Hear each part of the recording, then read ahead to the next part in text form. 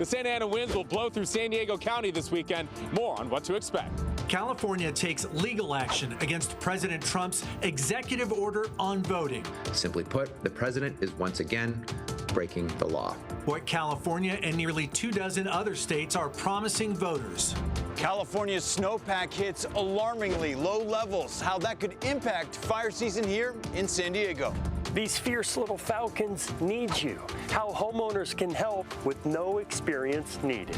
A new hot spot in North Park. On the menu tonight is Bakery, an LA-based restaurant that's now debuting its first San Diego location.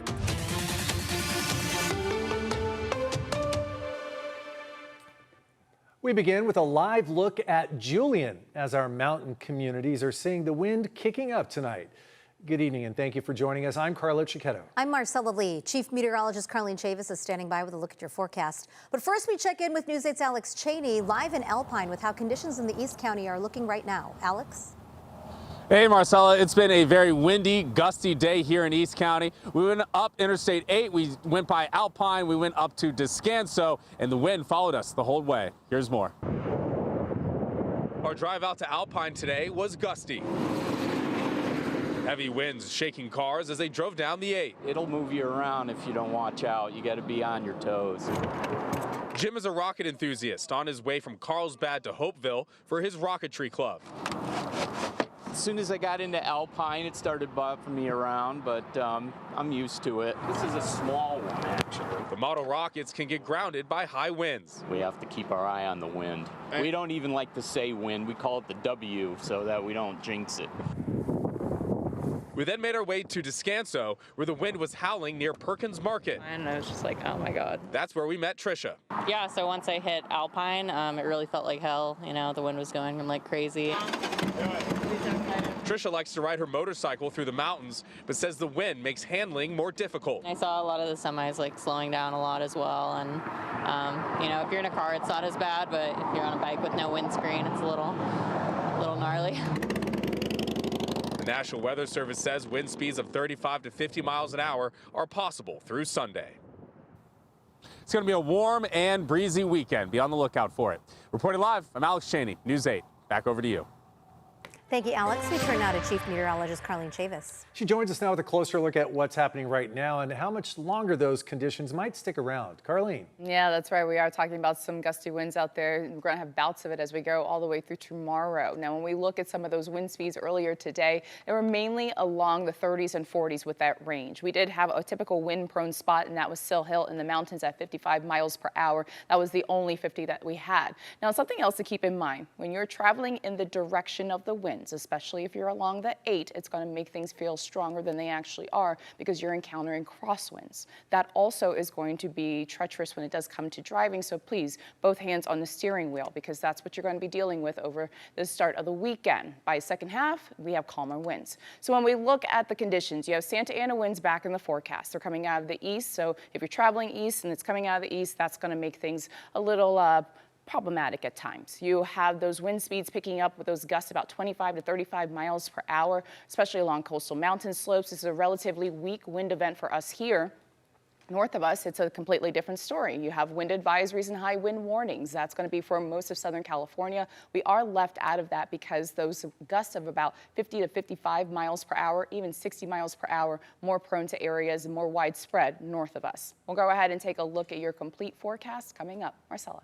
Thanks, Carlene. And remember, you can find our extended weather forecast on the CBS 8 app. Stream now on your TV for free. San Diego County is suing some of the nation's biggest fire truck manufacturers, Rev Group, and the private equity firm American Industrial Partners. They are accused of buying up competitors, creating artificial shortages, and then doubling prices on critical firefighting equipment. Trucks that once cost $650,000 now run $1.3 million, and new truck orders that used to take a year to fulfill now take 4.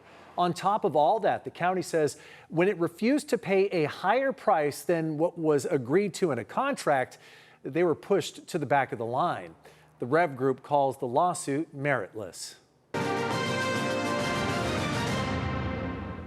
California and nearly 24 other states are now suing the White House after President Trump signed an executive order this week aimed at tightening rules around mail-in voting and voter verification.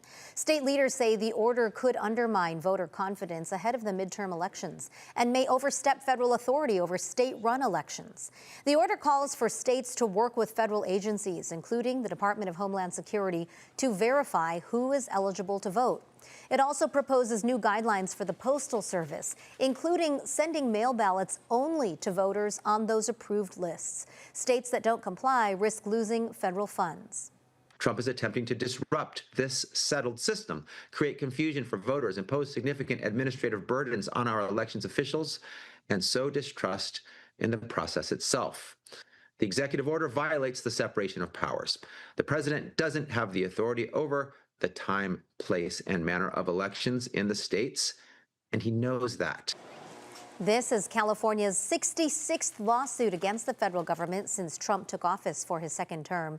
Governor Newsom's office responded to the lawsuit on social media, saying, quote, "Trump is lighting democracy on fire with every harmful and hateful action he pursues. California will not sit idle while he tries to limit which American citizens can participate in our democracy. No one is above the U.S. Constitution. See you in court, Mr. President." Your voice in our government could be being drowned out by artificial intelligence. Lawmakers are now sounding the alarm over AI-generated public comments influencing government decisions. News 8 State Matters political reporter Jenny He has the details. Public comment, perhaps one of the most fundamental rights for the average citizen to weigh in on government decisions. Public participation in government, which is one of our fundamental constitutional rights, it's for people, not for robots and for AI agents. Multiple California laws like the Public Records Act and Brown Act ensure public access with some exceptions to government meetings, discussions, and records. Public comment process doesn't get hijacked by AI tools, that we really focus on real people. Reporting suggests those threats are already a reality in our state as AI platforms are used to mass produce emails or comment letters that appear to be from real people to influence decision-making and policy, which California leaders argue can overwhelm government agencies and drown out comments from real people. There's this flood of popular support or opposition to a particular measure that's not actually reflective of real people's opinions. And so the Sierra Club has historically turned our membership out to write comments and testify on state legislation, on agency rules and regulations. For instance, the Sierra Club, the nation's largest grassroots environmental organization, alleges its support for a measure to phase out gas-powered appliances in Southern California was drowned out by more than 20,000 comments of opposition generated by CivicClick. CivicClick says AI was never used. The founder says their role was limited to providing technology and say all letters of opposition were from real people. Senate Bill 1159, a bipartisan bill by Democratic State Senator Christopher Cabaldon, seeks to prevent the use of AI or related automated tools in the public engagement process. It passed the Senate Judiciary Committee unanimously, though there are lingering questions on detection and enforcement. If I'd have read this bill back when I was on the Sacramento County Board of Supervisors, I would have wondered what you were smoking. But my point is, that's how things have progressed. Yeah. I get what you're trying to do, and I support that. I think it's going to be difficult. Is there any fear that we're actually creating a liability for local governments and that if their detection fails and they omit an opportunity for a human? That is one of the central questions. One is the detection side, but the complementary question is, if you get it right 99% of the time, what happens to the 1%? What is there any recourse for the human being who was overlooked? Jenny He, News 8. The bill now heads to the Senate Committee on Privacy, Digital Technologies, and Consumer Protection. Delayed data released today shows unemployment in San Diego County increased in January. The unemployment rate rose to 4.7%, up from December's 4.4%. That's better than the statewide rate of 5.5% and on par with the national rate at 4.7%. Trade, transportation, and utilities lost the most jobs, while private education and health services led all industries in adding jobs. We're learning more about newly proposed federal legislation that could restrict the movement of professional sports teams. It would require the owners of a pro sports team hoping to relocate to first give their own community an opportunity to buy the team before actually moving. News 8's Tori Apodaca has the details. Hey, San Diegans, anyone still bitter about how the Chargers left here to LA back in 2017? Well, now there's a new bill introduced by Senator Bernie Sanders that would require a team's owner to give the community an opportunity to buy in before relocating. It's called the Home Team Act. It's something many Friar faithful support, feeling like the Padres are a huge part of the city's culture, and they should have a say in if they ever tried to move. Of course, there's a long history of teams moving from the Brooklyn Dodgers back in 1958 to the current move of the Oakland Athletics to Las Vegas. This legislation would require a team's ownership to provide 1 year's notice before moving, allowing the community through a company, nonprofit, or public partnership to purchase the team at fair market value and keep it home. But a sports team would not face relocation restrictions if a local buyer could not meet a fair and reasonable price. The legal challenge: what defines a fair and reasonable price of a team? That, and legal analysts are concerned, if the legislation is government interference with private property. Meanwhile, Senator Bernie Sanders says that it should be the fans who own the team, not the billionaires who are trying to build new stadiums. This bill is just in the early stages and would still need to pass the House and Senate. Yeah, a lot of Chargers fans saying, even if this does pass, thanks, it's a little too 8 late. years too late. Yeah. No, almost a decade late at this point.